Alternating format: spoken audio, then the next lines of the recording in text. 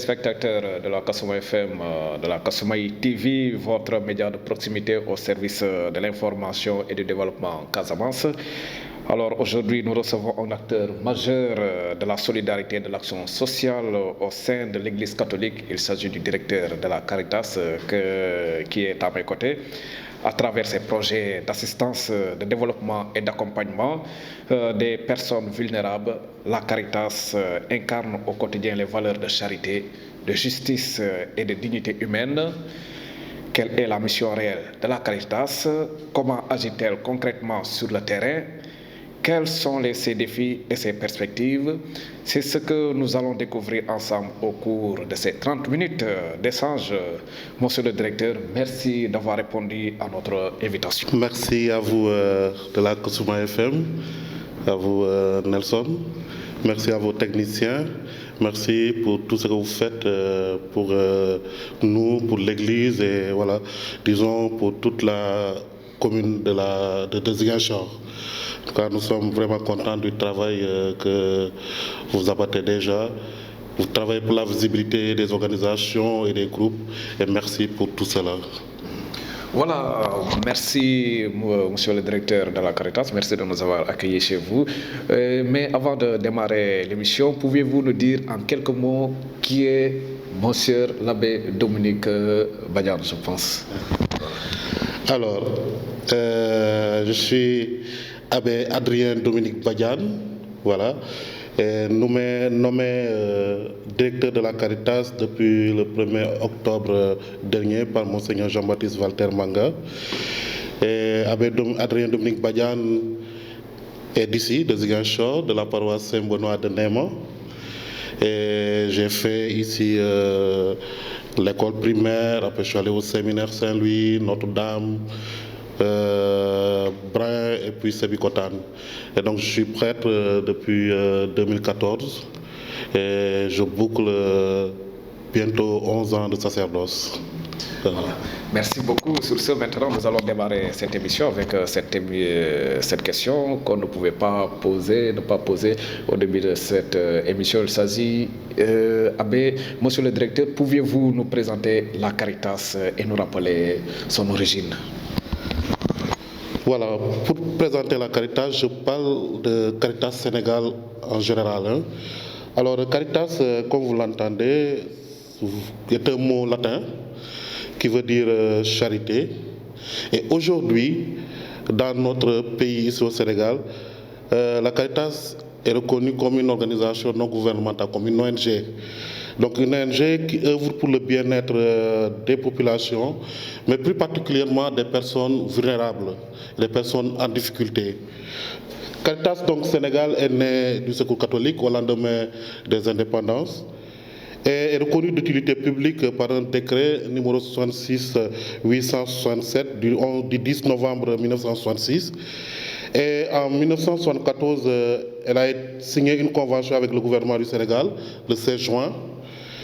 Et l'organisation fut agréée par arrêté ministériel comme ONG autorisée à intervenir sur l'ensemble du territoire sénégalais. Donc Caritas Sénégal est un réseau de 7 Caritas suivant les diocèses. Donc dans chaque diocèse, il y a une délégation. Et chaque délégation, donc chaque Caritas, jouit d'une certaine autonomie au niveau fonctionnel. Parce que dans chaque Caritas, c'est l'évêque qui est le premier responsable. Alors, la Caritas, comme il est dit dans les statuts de notre organisation, est l'instrument privilégié des évêques pour le service de la charité.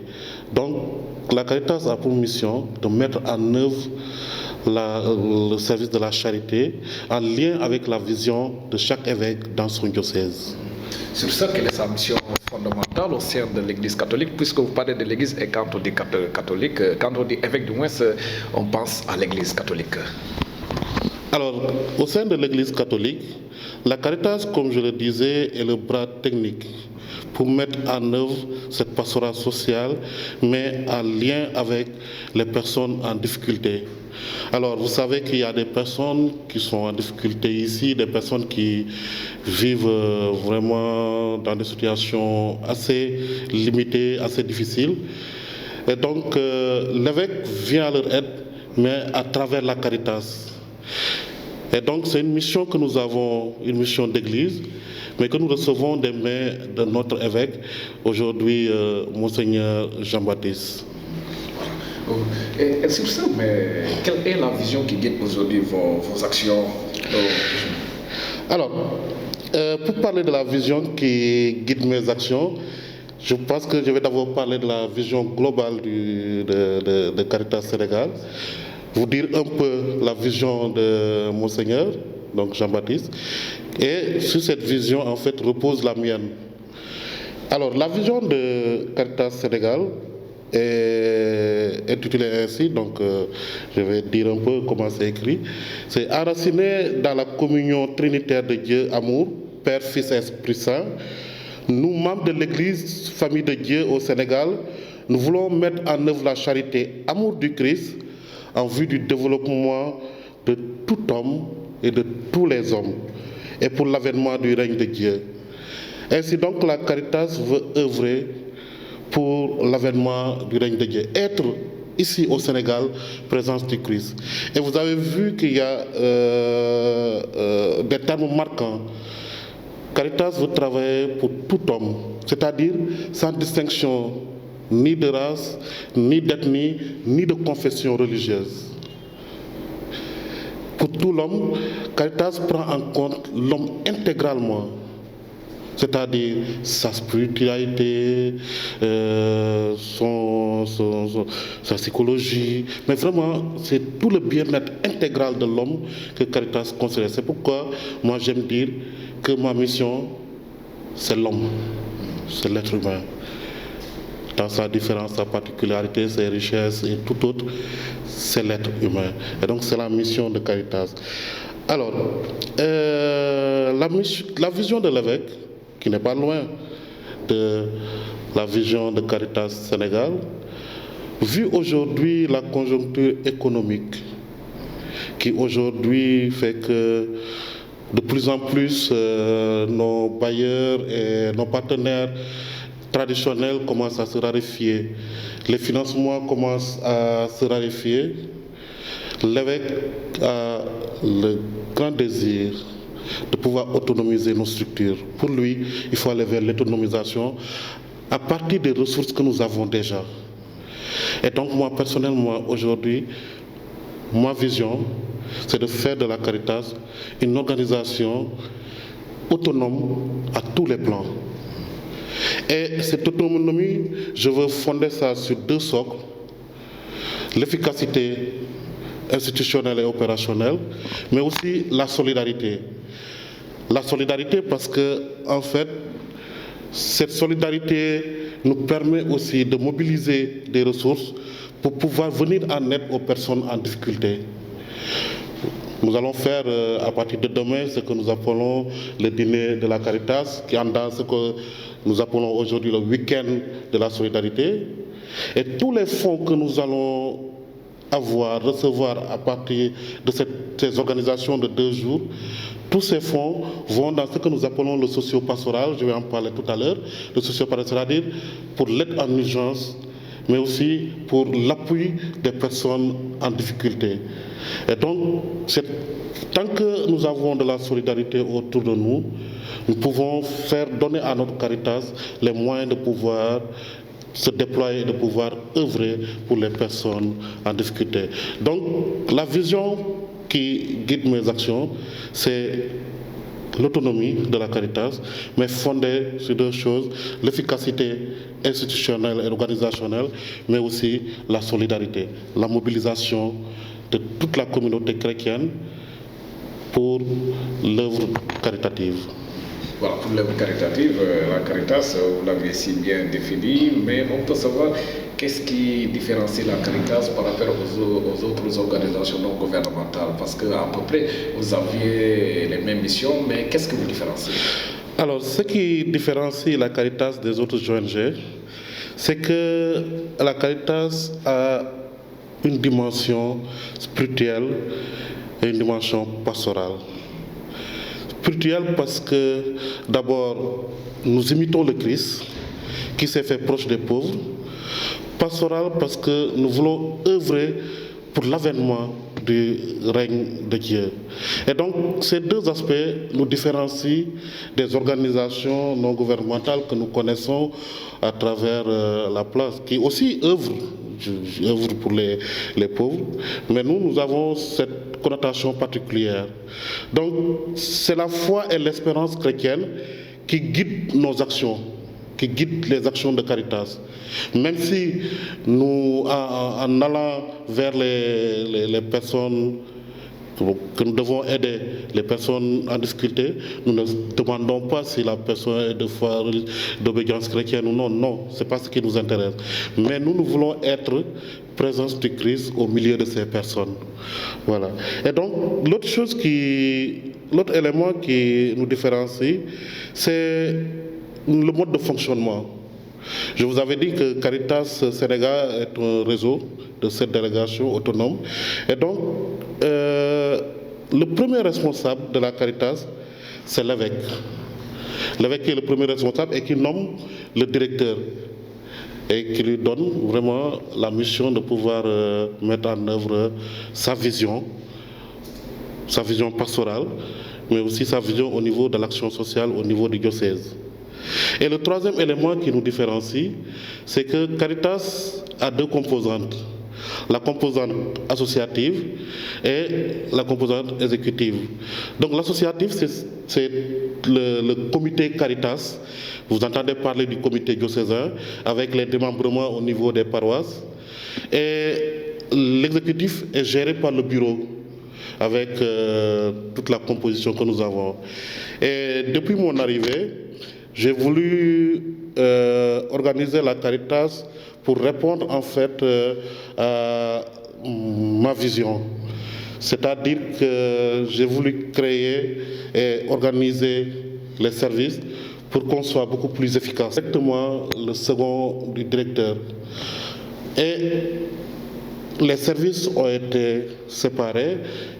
Il y a le service socio-pastoral géré par l'aumônier avec le comité diocésain, le service développement géré par les chargés de projet et le suivi-évaluation.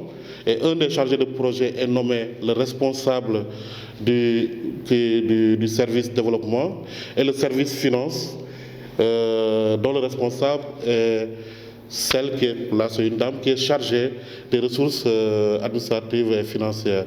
Et donc le chef de bureau est chargé de coordonner ces trois secteurs, ces trois services. Mais sous la direction du directeur. Mais le chef de bureau coordonne, voit un peu la fluidité, disons, des actions, essaie de coordonner de telle sorte que on répond en fait à ce que nous voulons, c'est-à-dire à l'autonomie, mais qui passe par l'efficacité et la solidarité. Voilà ce que nous avons pu faire depuis notre arrivée pour répondre aux sollicitations, mais aussi pour entrer dans le même sillage de notre vision. Voilà, merci Abbé pour ces informations sur la Caritas et ce qui nous différencie des autres ONG. Alors nous allons attaquer l'autre partie. Il s'agit de vos domaines d'intervention, de vos actions et domaines d'intervention. Quels sont les domaines d'intervention de la Caritas dans le diocèse et plus particulièrement dans tout le pays au Sénégal? Alors, Caritas a trois domaines d'intervention. Et nous ici, disons Caritas Ziguinchor, trois domaines d'intervention, même si c'est les mêmes domaines avec tout Caritas Sénégal. Nous sommes dans l'assistance humanitaire et les urgences. C'est ce qui était bien connu de Caritas, c'est-à-dire l'assistance humanitaire. Nous recevions des dons que nous essayons de distribuer aux pauvres. En plus de l'assistance humanitaire, nous faisons aujourd'hui du développement communautaire. Nous accompagnons les communautés au développement. C'est pourquoi avec les partenaires, nous menons des projets, nous mettons en œuvre, des projets pour le développement communautaire.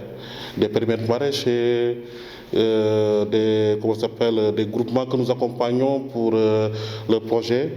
Et enfin, nous sommes dans la sensibilisation. Nous avons beaucoup œuvré lors du Covid, et puis quand il y a eu pas mal de certaines maladies, nous avons beaucoup sensibilisé les gens. Donc Caritas Ziguinchor est beaucoup dans la sensibilisation, dans l'action humanitaire, mais aussi dans le développement communautaire ou disons simplement le développement local. Merci. Alors, vous êtes dans l'action humanitaire. Ceci demande parfois une certaine étude, une certaine, comment puis-je le dire, faire une étude sur le terrain. Alors, comment arrivez-vous à faire de moins cette étude sur le terrain pour essayer un peu de savoir quels sont les besoins des populations? Alors, pour l'assistance et les urgences, c'est soit des personnes qui viennent vers nous, qui viennent avec des problèmes, disons ça comme ça, et qui viennent exposer leurs difficultés. Et nous, on essaie de voir comment immédiatement on peut y remédier. Ça, c'est des personnes qui viennent vers nous. Souvent, d'autres, c'est des personnes qui nous sont envoyées, donc c'est les curés qui les réfèrent à nous, et qui viennent exposer un peu leurs difficultés, et nous voyons s'il faut agir tout de suite ou pas. Voilà. Alors, pour les projets, souvent, c'est soit les communautés qui nous interpellent ou les chefs de village avec qui nous sommes en lien, qui nous interpellent, qui nous disent, mais écoutez, nous, dans notre secteur ou dans le village, voilà nos difficultés. Et nous déployons les équipes qui vont confirmer. Avec les populations, ils essaient de réfléchir sur les actions à mener. Ces actions que nous allons essayer, avec le partenaire, de formaliser un projet pour pouvoir avoir un financement. Donc le mode est différencié, mais tout compte fait, effectivement, comme vous le dites, il y a toujours un travail sur le terrain pour identifier les besoins réels, et les remonter et pouvoir élaborer des projets pour les mettre en œuvre dans les secteurs. Alors sur ce, pouvez-vous partager avec nous et nos téléspectateurs une action récemment réalisée par la Caritas? Alors, une action, un projet, je vais parler plutôt d'un projet réalisé mais qui me tient à cœur, qui me touche parce que je suis entré à la Caritas à travers ce projet. Il s'agit d'un projet qu'on avait déployé et mis en œuvre avec CRS. Et le projet portait le nom de Boukin Boussoumé, ou Ele Nyoul quand j'étais là tout au début.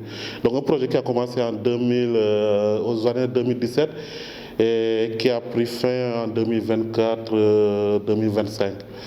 Alors, dans ce projet, il fallait en fait aider les personnes déplacées, leur apporter notre aide, des tôles, leur construire des latrines, et dans les villages où ils sont en manque d'eau, où ils ont un problème pour avoir de l'eau potable, installer des mini-forages. Et donc j'ai travaillé dans ce projet pendant près de 4 ans avant de me retirer un peu pour la formation et revenir. Et donc ce projet, jusqu'à mon départ, avait accompagné, réhabilité, construit autour de 760 maisons, habitats, allant de la frontière avec la Gambie, avec les communes de Oulampan, jusqu'aux villages et les communes qui sont à la frontière de Guinée-Bissau. Beaucoup de familles ont pu avoir un toit, beaucoup de familles ont pu bénéficier de latrines qui leur permet d'avoir un certain niveau d'hygiène et d'assainissement. Beaucoup de villages ont pu accéder à l'eau potable. Alors, ce qui, moi, personnellement, m'a beaucoup touché, c'est que ce projet m'a appris à toucher du doigt la misère de l'homme.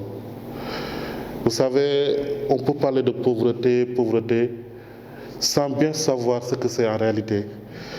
Mais quand vous allez dans ces zones impactées par la guerre, des gens qui ont été vraiment impactés, qui ont été obligés de se déplacer, qui vivent dans la précarité, après qui essaient de revenir pour reconstituer leur village. C'est difficile, c'est des gens qui sont difficiles. Et j'ai eu de la joie à parcourir tous ces secteurs, de la joie à être avec ces gens-là, à partager le quotidien.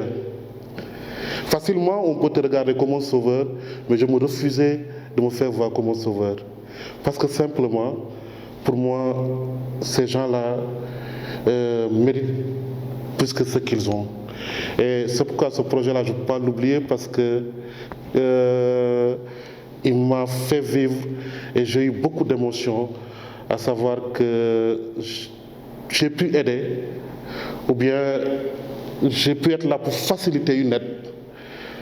Et c'est un projet que je tiens toujours à cœur et s'il y a encore des financements, s'il y a à recommencer, pour continuer à aider des personnes déplacées, parce qu'il y en a encore, nous avons les statistiques, il y a encore des personnes déplacées qui attendent l'aide pour pouvoir reconstruire leur maison.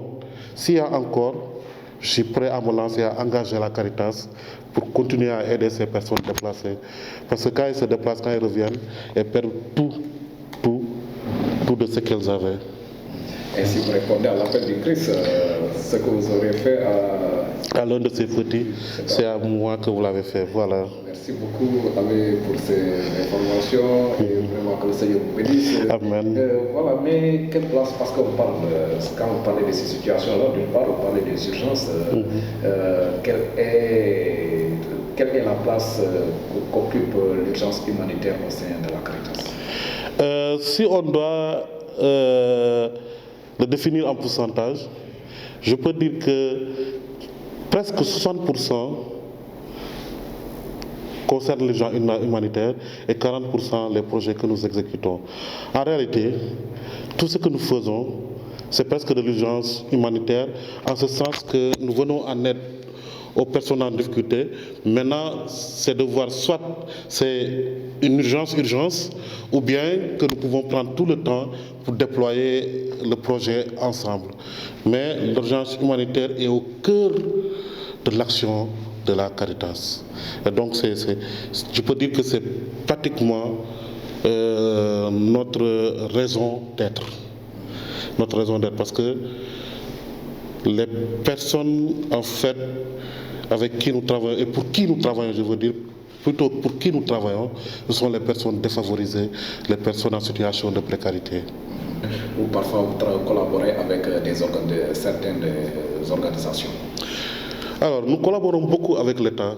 Et des fois, certains projets que nous mettons en œuvre, c'est des projets de l'État. Ici, actuellement, nous avons deux grands projets programmes. Le projet d'insertion professionnelle appelé le PFP, voilà, avec EDC Sénégal, et le projet Yoko Komkom, voilà, mis en œuvre en partenariat avec l'État du Sénégal et la Banque mondiale. Et personnellement, en tant que directeur, j'assiste aux concertations, aux réunions au niveau de la région pour apporter en fait notre pierre à la construction de notre région.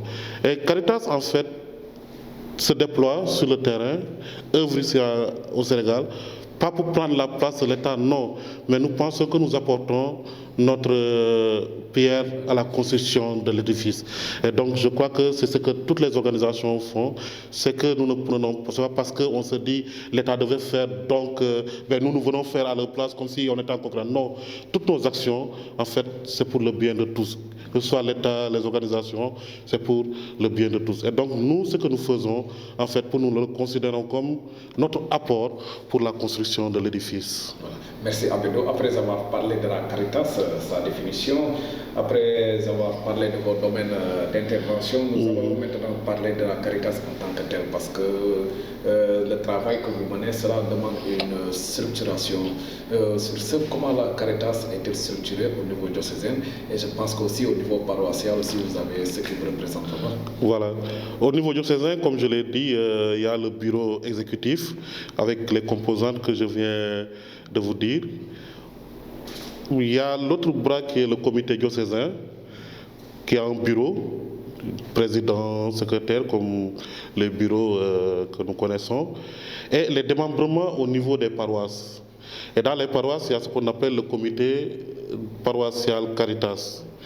Et donc, ces comités ont des aumôniers, et ensemble avec l'aumônier diocésain et le comité diocésain, ils essaient de trouver un programme, avoir un programme d'action et d'intervention, mais toujours en lien avec le directeur. En fait, le directeur, il supervise tout, il est le responsable de tout ce qui se fait, mais voilà, il y a la partie exécutive, qui est là, le bureau exécutif, avec beaucoup d'agents. Nous avons les permanents qui sont là, mais il y a beaucoup d'agents qui sont sur le terrain, qui sont, disons, des agents, soit animateurs ou bien bénévoles dans un projet. Et le comité qui a ses démembrements au niveau des paroisses. Et personnellement, je veux, dans le cadre de la solidarité, vraiment travailler à dynamiser les comités au niveau diocésain. Essayer de les organiser de telle sorte que même au niveau des canaux, qu'il y ait une coordination et que chaque comité Caritas puisse travailler à aider la paroisse à accompagner les personnes vulnérables. Voilà. Donc moi, un de mes défis, c'est qu'il faut que les comités paroissiaux puissent être fonctionnels, parce que c'est le visage du Christ en fait que nous montrons. À travers les comités paroissiaux Caritas, c'est le visage du Christ qui est là. Ce sont ces personnes qui peuvent nous aider à orienter la Caritas pour aider telle ou telle autre famille, telle ou telle autre personne. Alors, vous aviez cité tout à l'heure les bénévoles, et ceux qui sont en général dans les paroisses sont dans le bénévolat. Voilà. Quelle place occupent-ils dans vos activités? Ils sont membres à part entière de Caritas. Membres à part entière de Caritas, même s'ils sont dans le côté associatif, mais ils sont membres à part entière. Et au niveau de l'Assemblée générale, ici que nous avons tenu au mois de décembre, ils aident à mieux organiser la Caritas, mais aussi ils conseillent, ils donnent un peu leur avis sur comment marche la Caritas. Et ce comité qui est composé de bénévoles, en fait, est notre bras en fait au niveau paroissial. Et donc, c'est des membres à part entière, nous les considérons comme des agents de la Caritas, voilà, ceux qui mènent la pastorale sociale au niveau paroissial. Alors, sur ce, Caritas, vous menez beaucoup d'activités et cela demande parfois des ressources financières. Comment arrivez-vous à mobiliser ces ressources financières pour vraiment soutenir vos actions? Alors, effectivement, nous avons besoin de ressources financières pour mener à bien nos actions. Et nous comptons beaucoup sur les dons. Les dons des personnes, des individuels qui viennent offrir ce qu'ils ont. Aussi la quête impérée de Caritas, qui est en fait un assemblage de dons de fidèles qui donnent pour la Caritas. À part les dons, nous avons les bénéfices du week-end, comme je l'ai dit tout à l'heure, de la Caritas, avec le dîner et la journée. Nous avons les partenaires institutionnels, mais aussi les partenaires pour la mise en œuvre des projets, qui apportent des financements et avec lesquels nous essayons de les exécuter. Mais aussi, nous avons des activités génératrices de revenus. Nous avons deux centres, le centre de Gifangor et le centre de Sindon, que nous voulons mettre en route pour pouvoir en fait apporter quelque chose à la Caritas afin que nous puissions mener nos actions. Donc on a un plateau différencié, voilà, mais nous comptons sur tout cela pour pouvoir mobiliser les fonds nécessaires à nos actions, pour mener à bien nos actions. Alors, comme toute structure, toute organisation... Un défi financier, comme je l'ai dit tout à l'heure, de plus en plus, les partenaires se retirent. Et le financement qui nous arrivait de, comment ça s'appelle, de nos partenaires, disons, traditionnels, le financement commence à baisser. Et donc, un des défis, c'est de pouvoir trouver ici ce qu'il faut pour la Caritas. Ici, pas ailleurs. Ici, dans notre diocèse, ici, dans notre région, ici, dans notre commune. Trouver ici, pas ailleurs, ce dont nous avons besoin en matière de ressources financières pour notre Caritas. Et les autres défis, c'est les défis en fait que je vois personnellement, c'est le défi de la visibilité des actions de la Caritas. Nous avons remarqué que beaucoup entendent parler de la Caritas, mais ne connaissent pas beaucoup la Caritas. Beaucoup voient la Caritas œuvrer, mais ne savent pas dans quoi Caritas œuvre. Et donc, nous nous sommes dit qu'il faut relever ce défi de la communication et de la visibilité des actions de la Caritas. Caritas mène beaucoup d'actions, fait beaucoup de choses, mais qui ne sont pas communiquées. Et donc, ce défi-là, en fait, c'est un défi à relever. Il n'est pas si grand, parce qu'il faut simplement communiquer, mais ça reste tout de même un défi. Un autre défi, c'est le défi de l'efficacité fonctionnelle et organisationnelle.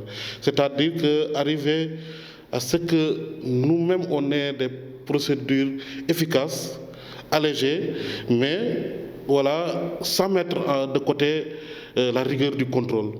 C'est-à-dire, moi, personnellement, il faut des procédures beaucoup plus allégées pour permettre une efficacité, mais derrière, mettre un système de contrôle qui pourrait aider à être juste sur nos finances ou sur nos procédures.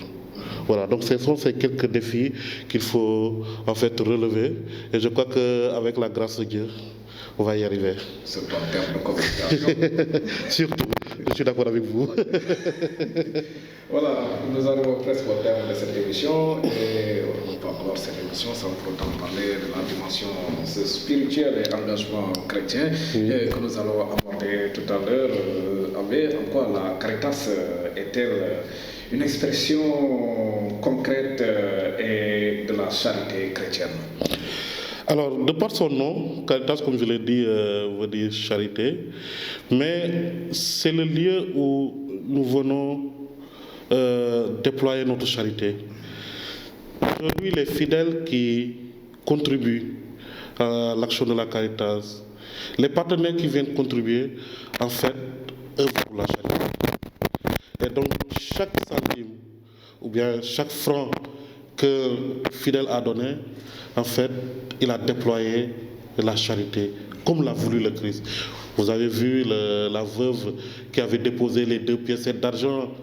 Voilà, le Christ qui dit, il a déposé plus que tous les autres. Nous aussi, nous considérons cet élan des chrétiens qui donnent ce qu'ils ont pour la Caritas comme en fait une expression de la charité. Voilà. Alors, vous avez cité tout à l'heure un passage biblique et je voudrais vous poser la question, à savoir comment articulez-vous foi et social? Alors, articuler foi et action sociale, pour nous Caritas, c'est 2 choses qui vont ensemble. Parce que c'est notre foi, notre espérance qui nous guide.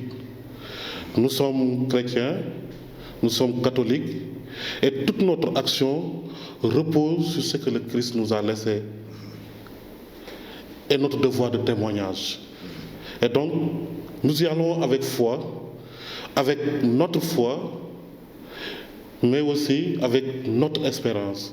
Et donc, chez nous, ici à Caritas, foi et espérance, c'est 2 choses qui sont ensemble parce qu'on ne peut pas les dissocier quand nous parlons de l'action caritative. C'est notre foi, si nous donnons et nous nous déployons, c'est notre foi qui nous engage et notre espérance. Et donc, tout va ensemble. Nous sommes dans l'espérance. Ben là, voilà, on est dans le jubilé et bon, on a traversé, mais bon, nous gardons toujours cette espérance. Voilà.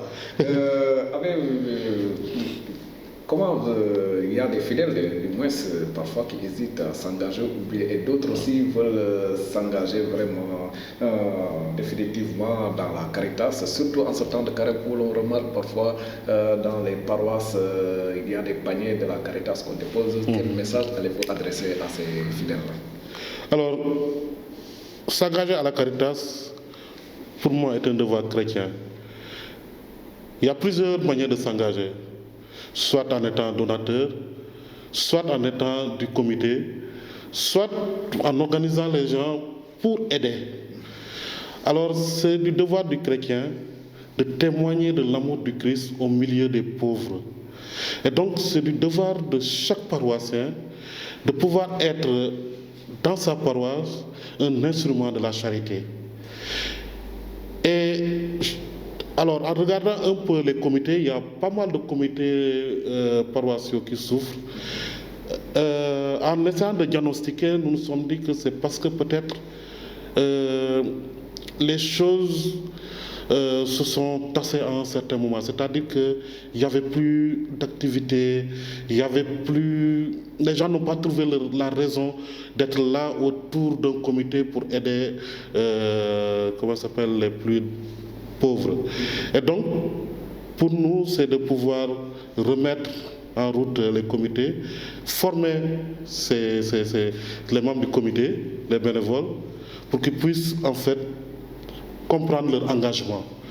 Et donc, en passant, je le dis, du jeudi 5 au vendredi 6, il y aura une formation des membres des comités, ici, à Caritas, avec les aumôniers.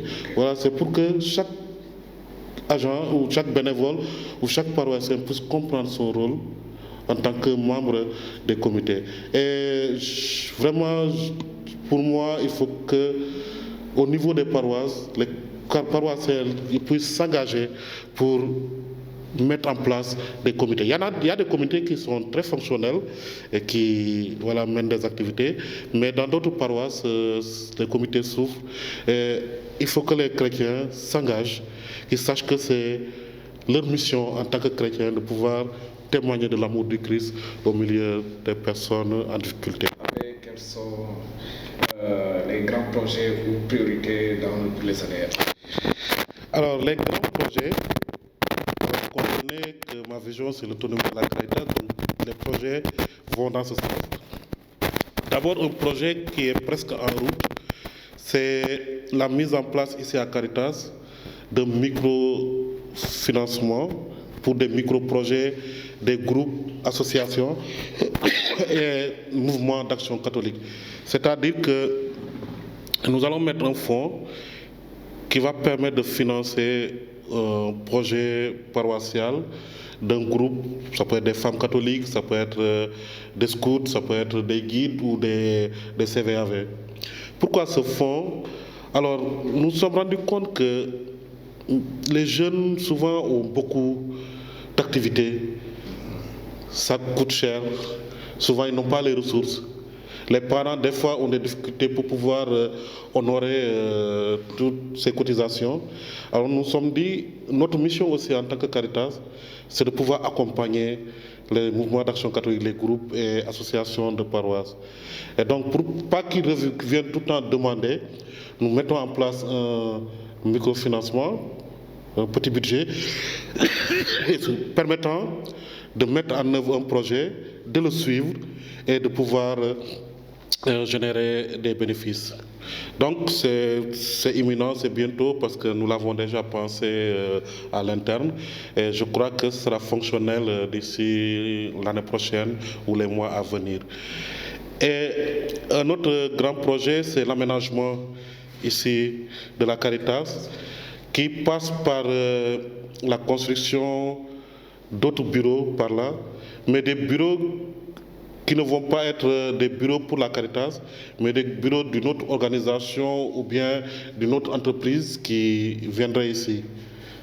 Et donc, ça va nous permettre de faire un peu d'entrée d'argent, aménager un peu la cour et essayer de voir si on peut avoir quelques retombées pour notre mission. Et pour tout cela, nous avons l'intention de créer une société qui va gérer toutes ces activités qui vont nous permettre d'avoir des bénéfices et de l'argent pour pouvoir mener à bien notre mission. Et un autre grand projet, c'est de faire de ce week-end, le week-end que nous appelons le week-end de la solidarité, de la charité, mais un week-end diocésain de la solidarité. C'est-à-dire que ce ne soit plus un dîner assez restreint que nous allons organiser, une journée Caritas dans une paroisse, mais que ce soit vraiment un mouvement diocésain d'ensemble pour la solidarité. Et donc un week-end vraiment qui va être un week-end diocésain où il y aura des activités, des choses à faire avec nos partenaires pour organiser ce week-end, mais qui va être vraiment un grand week-end. Voilà, le dîner va se passer ici dans les jardins de la Caritas à partir de 19h30, donc ce sera demain. Et le dimanche, nous serons à Lindiane pour la journée Caritas.